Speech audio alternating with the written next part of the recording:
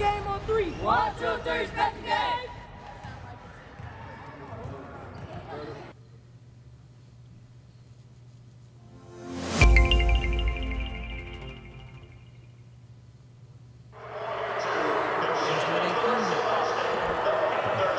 Yeah, here we go. That's us walking out. Not many better feelings than walking out for a state championship game. Pretty cool. So how did you feel like the guys were ready as you guys were walking out? Yeah. How did you feel like that? Yeah, they were ready. We asked them the weekend before, when you win the semi-state, everybody's geeked up about playing the state championship, and said, do you guys want to play for a state championship or do you want to win one? Senior class, said, well, we want to win it. And so, it's a lot of the week is about handling the distractions, things like that. But they were locked in. That's good. Now, was this expected, Coach? I mean, going into this season, or is this something that you kind of? How was you feeling going into the season?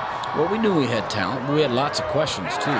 Graduated a 3-year starting quarterback, 3 really good receivers who went on to play college football, a really good tailback that's playing college football, and some guys on defense. So we went into the season with lots of questions.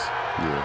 And really from the onset, first game of the season, we got some good answers to those questions, and kind of thought that this kind of team could make a run.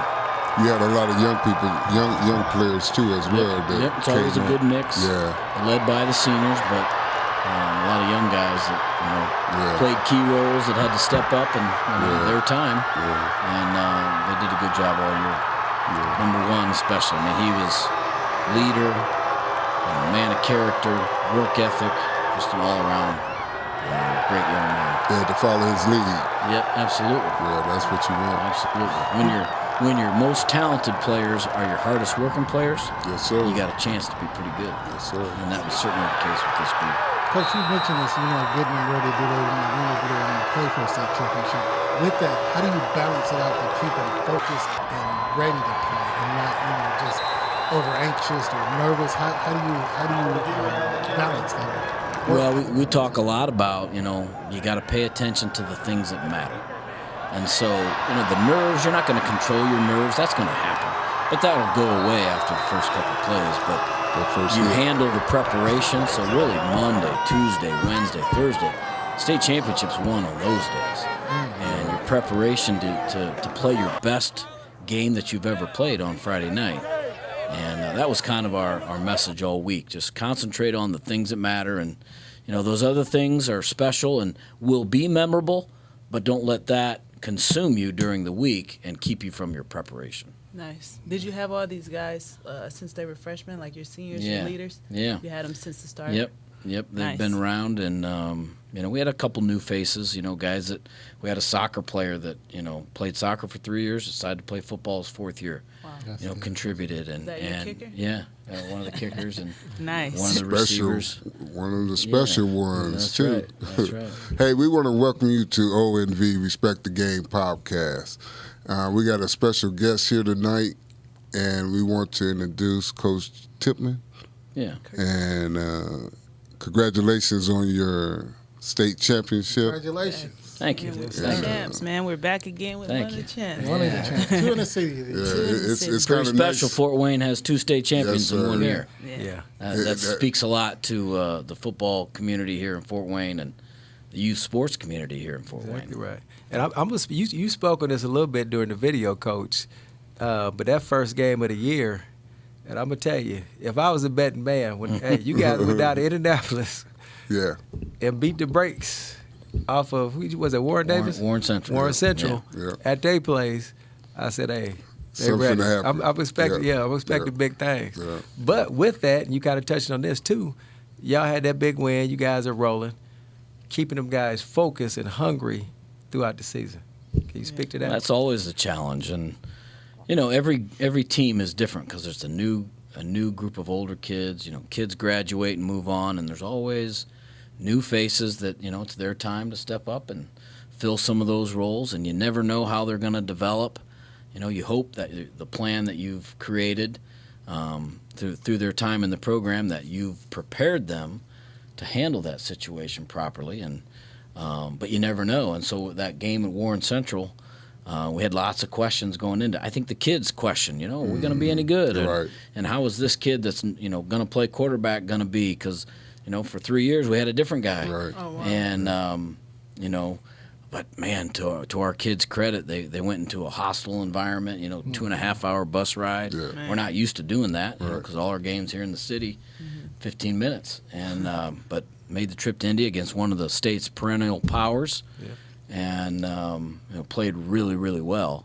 That's And I probably think one of your created- bestest moves Yeah. of the year is going down there playing the Indianapolis team to let them know what they're going to be going against to Absolutely. get to that point. Yeah. Absolutely. Kind of, it didn't, wasn't exact, but preview of what we wanted to do at the end of the year. And that's kind of the way we sold it to them. Hey, we Coach, we got another clips want you to look at and give us some thought on this clip we got going on.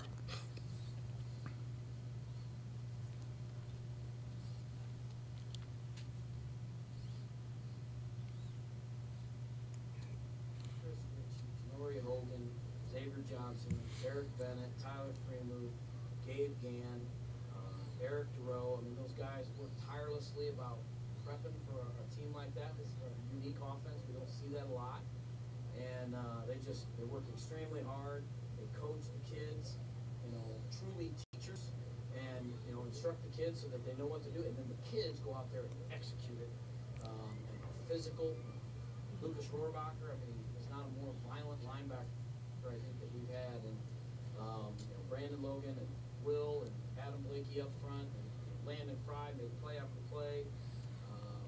Jamarion make great tackles. It was just one guy after another just doing what they were coached to do and playing freely and physical and flying around. Talking about our defense there. Yeah. Defense had a run in the semi-state game and the state championship, which, you're going to be playing your two best teams in a playoff run, but we didn't give up a touchdown.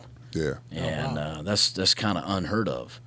So the defense was just on point these last two games, and coaching staff, the players, number one, are well prepared, well coached, schooled in the game plan, but also fundamentally things that they'd worked on from the first day we started getting together in June. Yeah. Those same fundamentals, when you get to a state championship game, those things you don't think about, players just execute because they've been trained on it. And our assistant coaches just do a great job in that aspect. And then, executing a game plan that was specific for Decatur Central.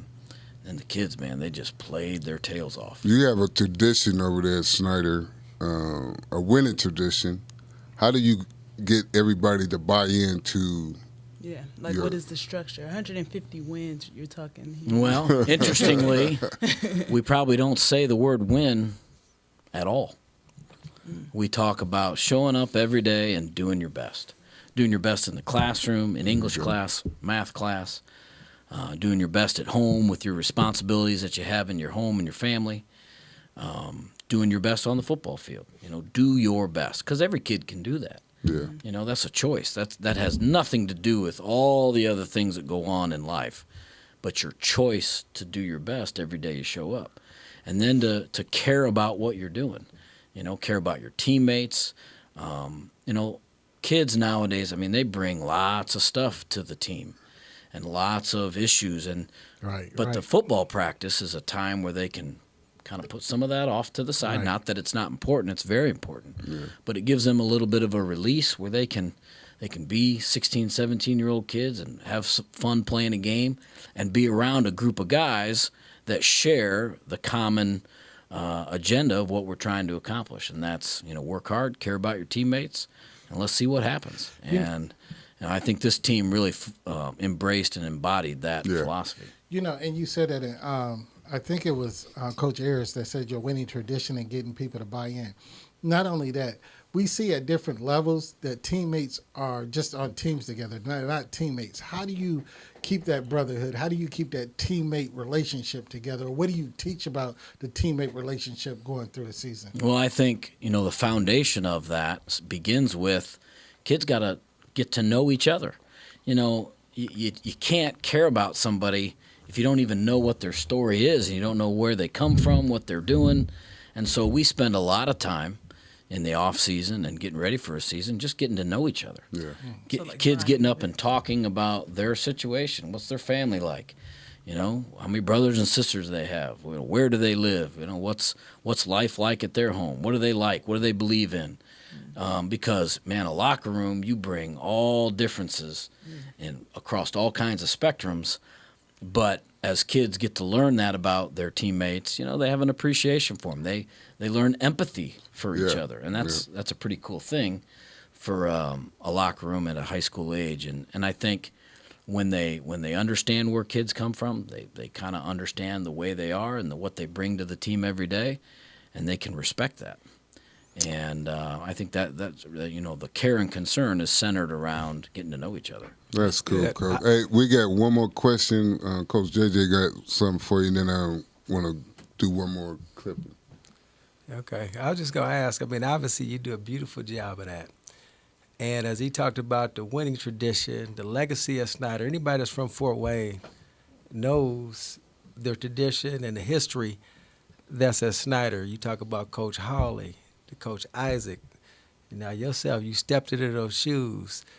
All the numerous Division I athletes, the professional athletes, Rod Woodson, Von Dunbar, Jesse Bates doing this thing right now. Do you ever sit back and say, man, I got the keys to this right now? I tell you what, I get up every day thinking, it's now on my shoulders to continue this. And it means a lot. It means a lot to a lot of people in our program, the people that have been there before us. And so, a lot of my motivation, along with just helping kids have great experience, is maintaining that tradition. The guys in the 70s, what they experienced, we want to duplicate, in 2023. And when I played in the 80s and the relationships that I had that were meaningful and the experience that I had was meaningful, I want to duplicate that for the kids that are playing now in 2023. And, that's a big motivating factor to make former players and coaches proud of the program. Speaking of proud, and you talking about how, you played back in the 80s, which I remember. We got one more clip for you, Coach, and tell me what you think about this, my guy.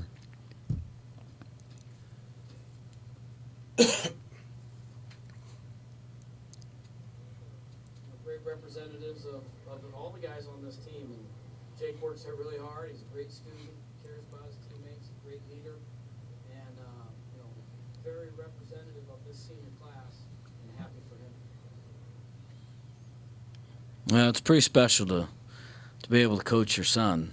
The award he wore, we couldn't hear the award that he wore, What year that he is won. your son? So he was a senior, and he won the Mental Attitude Award that they give for the state in the state championship game. So that's a reflection on his play on the field, his character, his sportsmanship, his academic performance. So His parents. Yeah, I was gonna say Come on, that. his man. mom, his mom. Come on, man. we got to give credit where credit's due, too, now. That's right. So. That's right. But coaching, as you guys know, takes a lot of time away from your family, and so families make huge sacrifices for those that coach, and then to have, we have 3 sons. My oldest played for us, was a 2020 graduate, and then now Jake's a senior, and then Sawyer's a sophomore on the team, and to experience this state championship run while coming to practice every day and working with those guys, just real special. And they're both good kids. Jake played his best game in the playoffs in the Mishawaka game. Sawyer had to come in. Our center got hurt in the Mishawaka game, so he was a sophomore playing offensive line and had to play in the Mishawaka and the semi-state and the state championship game. So was he the snapper at that Mishawaka game, that last second? Oh, no, he was not the long snapper. That was a different guy. Okay. He was the center on our offense. Because that was your toughest game. Absolutely. To get to where where you finish off at. Absolutely. Down to the last I think the character of your group, your young men's, man, last second field goal, you can't ask for a better script than that. Well, we got the ball back. We were ahead. We drove down and scored, but then they had 2 minutes left. and drove down, and they kicked a field goal with 49 seconds left. So, I mean, things looked a little grim. Right. So we were down by 2, and Kieran, our quarterback, just executed a really perfect 2-minute drive and picked up 30 yards to get us in field goal range, and then sophomore kicker Mong Tung. Is that the soccer player? Yeah, That's the man. soccer went out guy. there and Well, they got a soccer player for the Dallas Cowboys. absolutely, he's killing it too. isn't he? Yeah, he just won, yeah. But look, Coach, you a father, you a coach. I asked the last father coach that sat there with me being myself. I was a father coach. Are you a coach at home or are you a dad? How does that work when you get home?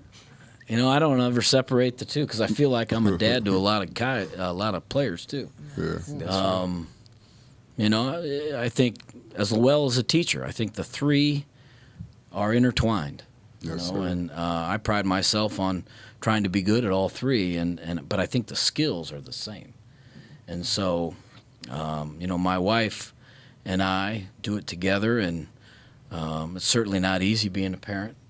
It's not, and we're not perfect, but we work hard at it. And I think love our kids, but also hold them to high expectations. And I think that's what you got to do as a coach: love them, have high expectations for them, tell them when they're doing something right, celebrate that with them, but tell them when they're doing something wrong so that they can correct it. And it's been a good guide for us. I hear legacy, and we talked about Snider. We talked about players that came through Snider and the wins. But Tippmans, there's been some Tippman coaches throughout the city of Fort Wayne. Is that the same bloodline? Because I know it was one at Dwenger. Yep. Yeah. I'm going to interrupt her quick. Hey, forget about coaches because you hit on something I was going to ask about. the Tippman family, period. Large, Break down the yes. dynamics. You got cousins, we got brothers. It's huge Y'all family. Tippmans are everywhere. It is Yeah, a break that huge down family. for my Got all type of businesses. Yeah, huge family, and we're all related. So I'll answer that question first. We're all related, and it's cool to see. I got lots of messages from the last time Dwenger won a state championship. There was some father-son coaches. In that setting, and I can remember talking to them after that and how special it was, and and now we were able to duplicate that. But some great players, at Bishop Dwenger. Not all of them have the Tippman names, but a lot of them at Bishop Lures, and then at Snider as well. And it's just cool. And, a family that loves football, loves sports, and some really tough and hard-nosed, talented kids that have been, able to have success on the field. So those are nephews and nieces? Or Some of them are second cousins. Okay. Some of them are nephews, Is that where you played at Dwenger? No, I'm a Snider. Snider. I was going to say, I want to Snider knock guy. you out the chair. There's a tradition of families throughout the community that pride themselves going to Snider. Yeah. And there's a tier. Oh, yeah. And when the one don't win it, the next one is up. Oh, yeah. So We I have some think cool. that- The first family of football at Snider is the Burton family. Yes. And there are a lot of Burtons that played and coached at Snider. Right. And then the Billingsleys. Yes. Cornelius played in the 80s. Yeah. Pretty cool. Cornelius was a quarterback in the early 80s, and now his grandson, Kieran, was a quarterback this year, and then, a bunch of Billingsleys in between. But pretty full circle and pretty cool to see. Yeah. You mentioned one in the video. I heard you call out Rohrbacher by name. Oh, yeah.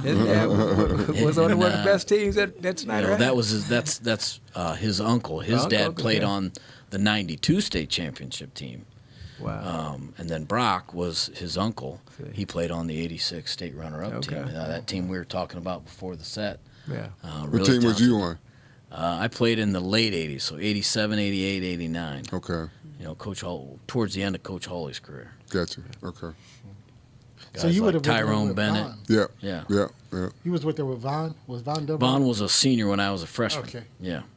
So that was a great group of guys. So we talked about some things that you guys did on the field and the structure there. What would you say that you guys are doing like off the field in the classrooms, like to provide that structure?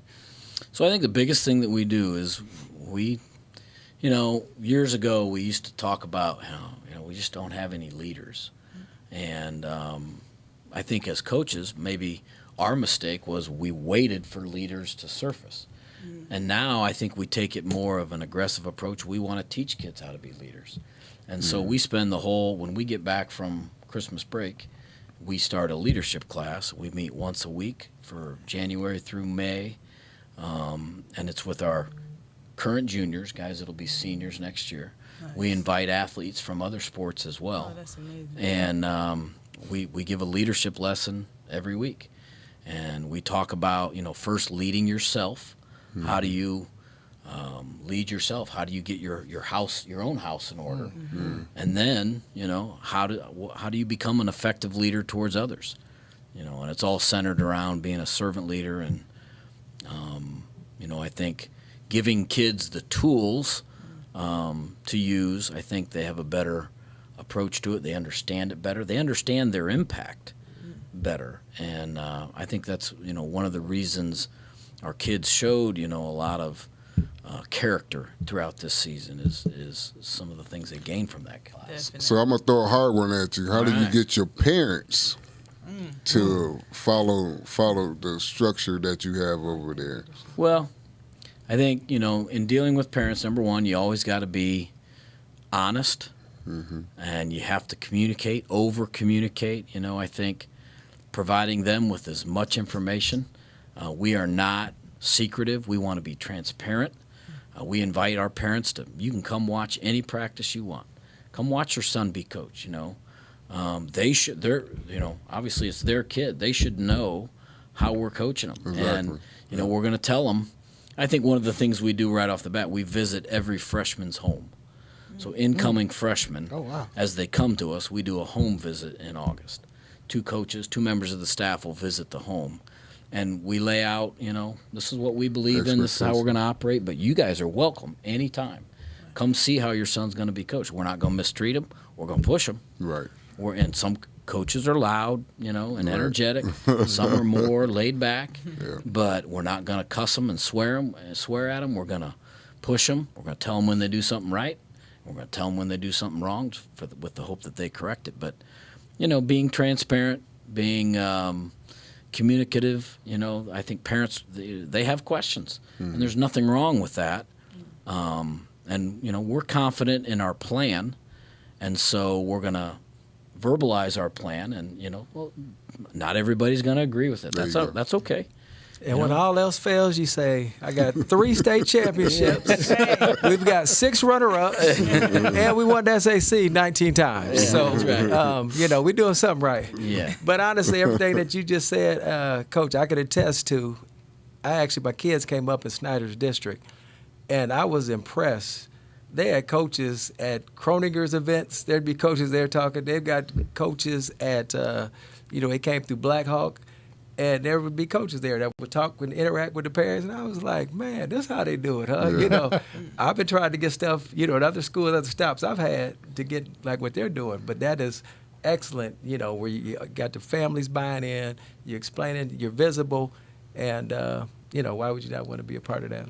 Yeah. I think it all starts with building relationships, And the earlier you can build those, the better. Yeah, and it goes to building because I don't think Fort Wayne Community Schools, especially in football, they don't have cuts. So I know, but with that being said, how do you deal with the parents or the athlete that doesn't buy into your program, or they think that, we see a lot of athletes that think they have more ability or skills, and they may, but it's not for your program. So how do you balance that or deal with that? Well, I think the first thing you got to understand is this is an educational process. So kids don't come to us finished products, nor should they. They're freshmen, sophomores. They have a process of development that they have to go through. So our job as coaches is to deliver the message and be consistent with the message. These are our expectations. This is going to help you far more than just playing football. It's going to help you in life. This is why we're asking you to do these things. And so we're never going to ask you to do something that's detrimental to you or your health or your well-being. We're going to ask you to work hard. We're going to ask you to do things that are beneficial to you. And so it's a process. And not everybody's perfect. Kids are going to make mistakes, and that's okay. But it's through the course of learning and fixing those mistakes. It's when somebody says, you know what, I don't want to fix those mistakes, and I'm not going to, and I don't believe in that, then that's fine. Go your separate way, and we wish you luck. Yeah. But we're going to do things that we think are best for your development as a whole person, not just as a football player, but as a student first, as a person, as a human being, as a young man or young woman, and then as an athlete. Yeah. With that said, and you don't have to name any names, but I know it's been a big issue. Snider going way back. We go back to Ryan Wilson. I mean, he says that in his documentary. Guys want to play both sides of the ball. Yeah. People get upset about that. Has there been a kid that you said, hey, I just want you on the offensive side, or I just want you on the defensive side? Well, like you said, they decided, no, this ain't for me. They left. Has anybody got away that you was like, man, I wish he would have? No, I think it has more to do nowadays. Kids want to play earlier. I'm a sophomore and I might be behind two players that are older, or a player that's older, and I want to play more right now. Right. And if we've had, and we don't have a lot of kids leave, but if we have somebody leave, it's usually because of that. They want to get on the field more, and we had 2 or 3 sophomores starting this year. And at our banquet the other night, we had a senior that earned his 4th letter, so he played as a freshman. So it happens. Sometimes it doesn't happen maybe as fast as what some kids and parents want. Yeah. But football's also, a sport that your physical development is probably more key in that factor than it is in some of the other sports. Just because of the differences in a 15-year-old body and an 18-year-old body is pretty drastic. And so, but there are a lot of kids that are capable and physical enough to play as a young kid. And you got a couple of them over there right now that's played as freshmen. Absolutely. Hey, Coach, so won this championship. What's in the future, man? Try to get another one. Y'all coming back next year? Absolutely. That's the cool challenge about high school sports. Yes, sir. Every team is different. You graduate guys, you get, obviously some back, but then there's a new freshman class coming in. There's new challenges around every corner. And that keeps you lively, keeps you motivated. Every year is a different kind of challenge, and different challenges with each of the kids and the things that they bring that they need for their development. So, we'll get started on that when we get back after the new year, and we'll be excited to do it. Cool. So real quick before Coach JJ asks this question, I got this one real quick. These athletes that do multiple sports, how do you feel about them participating in other sports? If I could make our kids play 3 sports, I would. There you go. If I could, wave my magic wand and make them all play, because there's no substitute for competition. Right. Now, there are some that focus on one sport and probably do a good job, but those are few and far between. Right. But there's just no substitute for going out there on the basketball court and dribbling the ball down the court, and there's 15 seconds left on the clock, and you gotta get a defensive stop, or you gotta get a bucket, or lining up across from another guy on the wrestling mat. Yeah. There's just no substitute for that. And running track and competing with the guy. I mean, if you run a race and you don't win, there's not a whole lot of other people to blame. There lies the problem. That teaches a kid a whole nother set of characteristics that I think are valuable in competition. And again, this is a developmental aspect of teenagers, high school sports. And, the more that they can participate in that, the more they learn. And I think the better they come out. Yeah, we've been having some debates on that. Yeah, I tuned into one of them. I enjoyed that discussion. Yeah, we feel like you feel that, a high school experience is a high school experience. Right. And if that means all 3 sports or what have you, so be it. We got a lot of. I'll say you do realize Coach graduated in the '80s. That's what he tells you. Yeah. Well, you got to balance it. And there are, we have kids that try to focus and do one sport, and you see in their time in the program things that they miss. Yeah. But then, they've also gained. I think sports have become specialized, and just say that in football, the quarterback position has changed so much in 20 years, and the talent and the level of execution that quarterbacks now have, I think, and are necessary to have, is different than it was 10 years ago. And some of that has to be developed in the off season, but I still think there's no substitute for competition. And in our state championship game, Kieran executing the offense when it mattered the most, and that happens because he's a three-sport athlete. Yeah. He's dribbling the ball up the court as a point guard. He's running the 100 in track. There's just no substitute for that. Man, And can I say, I'm kind of upset. When we coached Southside Boys basketball, we played Snider. They moved the game up, and had you guys played on Saturday, he wouldn't have had his practices in. But you guys played that Friday, he was able to get his 6 in that competition you speak of. He did excellent, and I commend him for that. So Right. Yeah. So The question that I was going to ask you, though, signing day was yesterday. You have any young man you would like to highlight that signed yesterday that you? Yeah, we have an offensive lineman that's going to the Air Force Academy. yeah, I've seen that. Yeah. Which is pretty neat. Ethan Dotson, one of our 3-year starters on the offensive line, academic all-state kid, top 50 player in the state of Indiana, which is the elite of the all-state class. So he's going to go play offensive line at the Air Force Academy, and we'll have some other guys that sign in the second signing date in February. Okay. So they've still yet to determine some. We have some guys that have some good options, but recruiting's happening a little different now in the last 2-3 years with the changes that have gone on, and so we're trying to adapt to it and get a handle on it. But Uriah's going to play college football somewhere, and a bunch of other guys. Will Kelso's going to play. Lucas Rohrbacher's going to play somewhere. So we have some guys that will sign in February.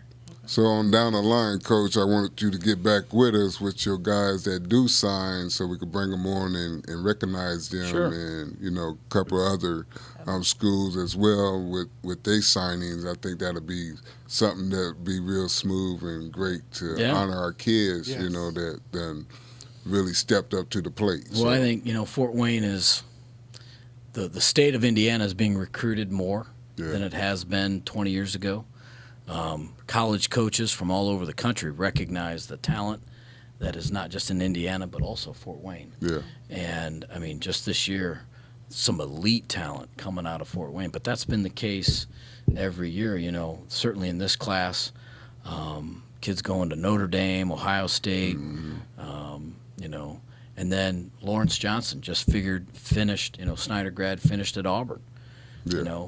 Bam Martin Scott is playing at South Carolina. We have 2 players playing in the SEC. Oh, wow. Yeah. That's phenomenal. That is And then a bunch more kids playing in the Big Ten. Yeah. And so there's a hotbed of talent here in Fort Wayne, and it's pretty cool to see those guys go on. We get excited every Saturday. As we meet as coaches, turn on the college football game. Who from Fort Wayne can we find in this game? Right. It's becoming abundant. Right. Every Yes, channel, Do you there's still somebody from Fort Wayne. connect with those graduates? Oh, now? absolutely, All right. absolutely. That's awesome. Bam was in school the other day, and just happy to see those guys have success. Nice. No, I'm good. Okay, so I just know for a fact that, like we said earlier in the Brock podcast, that you have a great tradition at Snider. We appreciate you coming on and giving us some of the Inside and how it great goes down, that's and the great news of your accomplishment with your Snider High School program. Well, I appreciate you guys having me, and Congratulations. I'll come back anytime. This was fun. All right. Sounds good. And We appreciate the it, Coach. invite, and I appreciate all you guys do to cover sports in this area because it's pretty unique here in Fort Wayne, Indiana. Where people like you coming on kind of help the show too. So. Hey, we like to thank. I was saying we like bringing the champions. up. Yeah. So we like to thank God for this opportunity for bringing on special guests like we have, and may we still continue to shine in our life. Amen. Amen.